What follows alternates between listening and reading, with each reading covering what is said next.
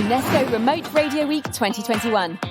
Get ready for a week devoted to helping radio stations broadcast remotely. Hello, everyone.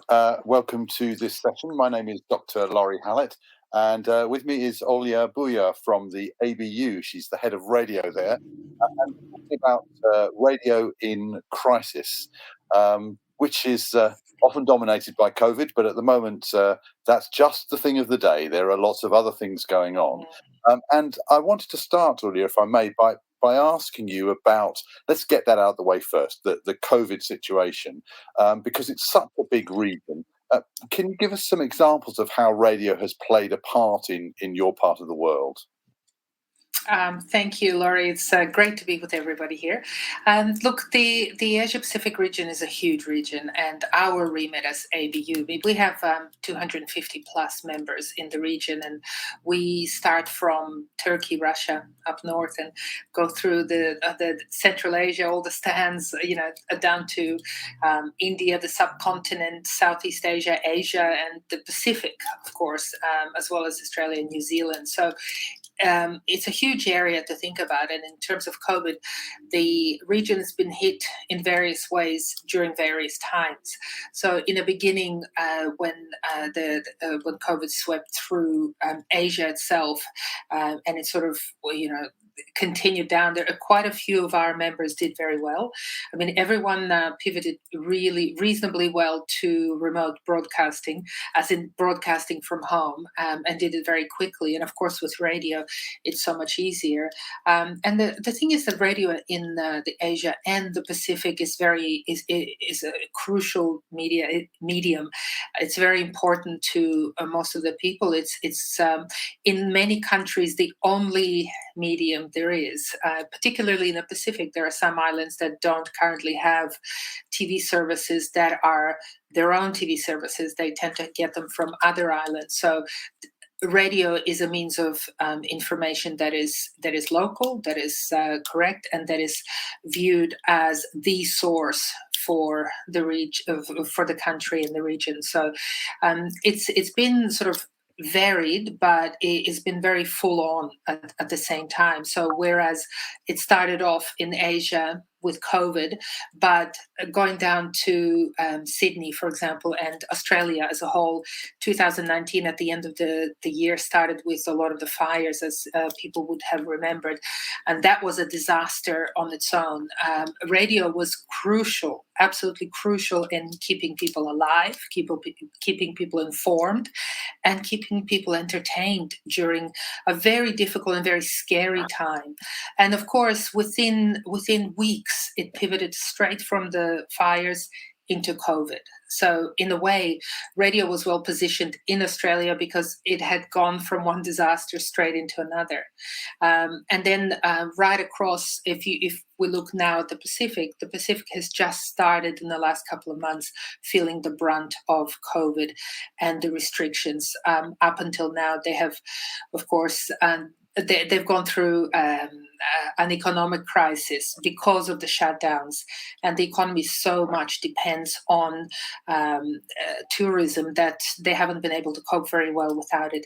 So it has been very different, but radio has maintained its role as the medium that keeps people entertained, keeps people very well informed, and keeps on track with what's going on, particularly in the area of trust, which has been hugely important for the last almost 2 years now.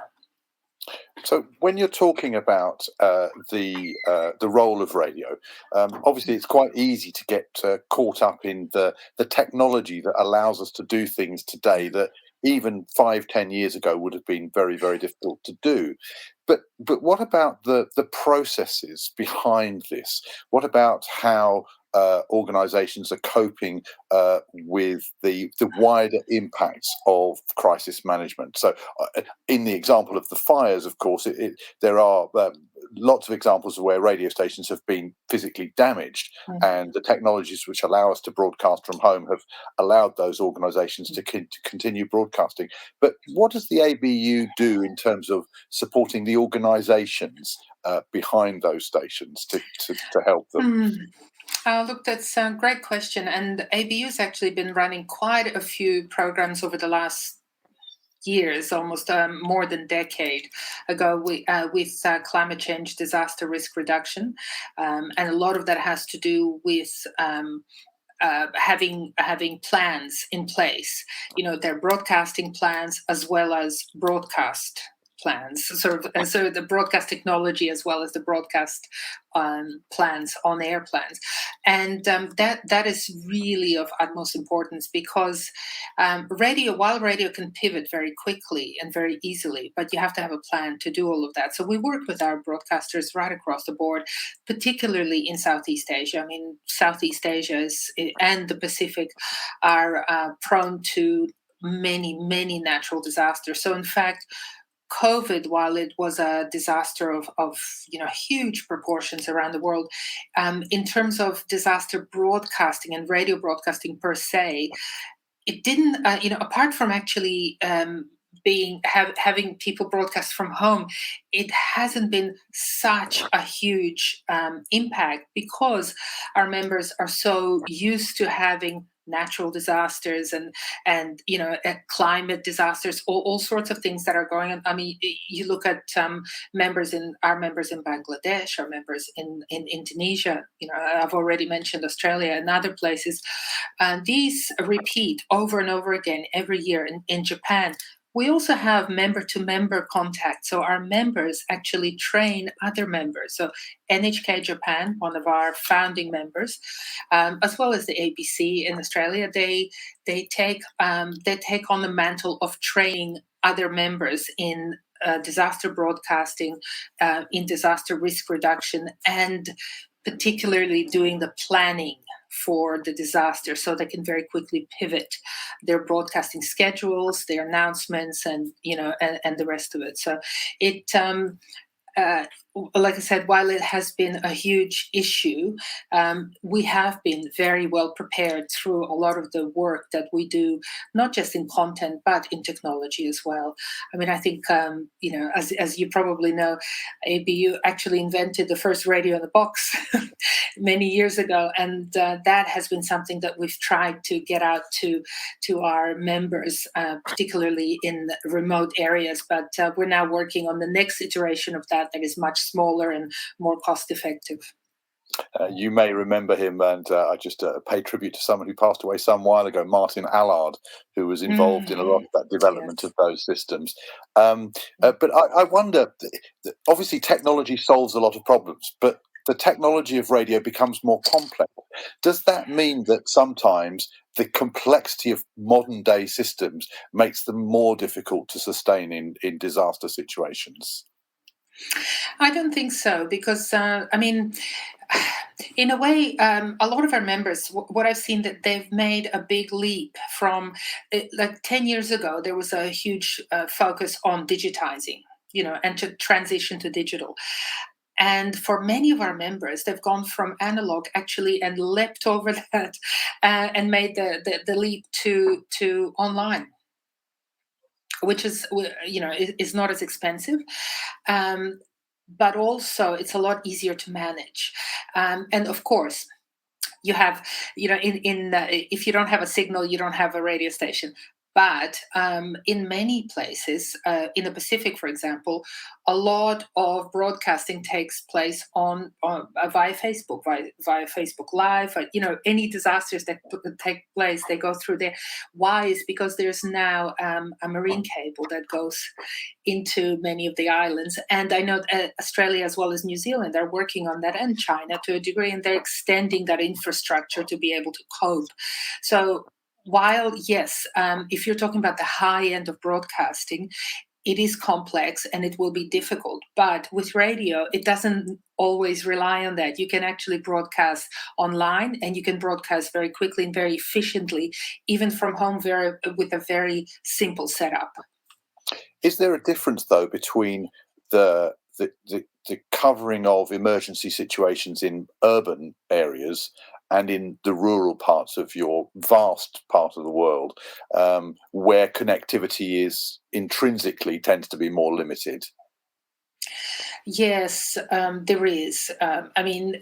national broadcasters in urban areas have a huge role to play, but also in rural areas, because often because of the service guarantees, the national broadcasters are the only ones who are out in the rural areas. And of course, there are huge numbers of community broadcasters. I mean, ABU has very big members like BNNRC from Bangladesh, ACORAB from Nepal, and they have hundreds of stations all over the countries. And the beauty about that is that they're very local. They go down to the village level.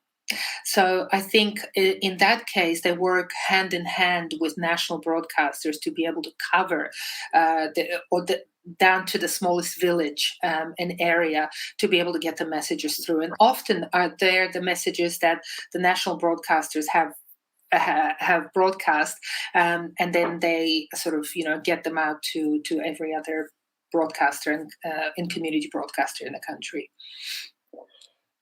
Just taking it away from the broadcaster side of things as we come to the end of this session, audiences. How have audiences reacted, and how have audiences perhaps changed over the last 2 or 3 years?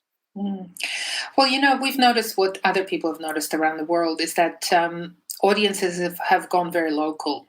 They've turned inwards a lot. And that's it's not a bad thing necessarily, because people have actually started to really believe in their local radio stations, their local radio personalities, and they trust the local people around them, because I guess they see that they're going through the same thing. They can empathize. They know them. They remember them, and it's something very familiar in a situation that is just so unfamiliar and so difficult to comprehend. So the localism has been something that's been really interesting to watch.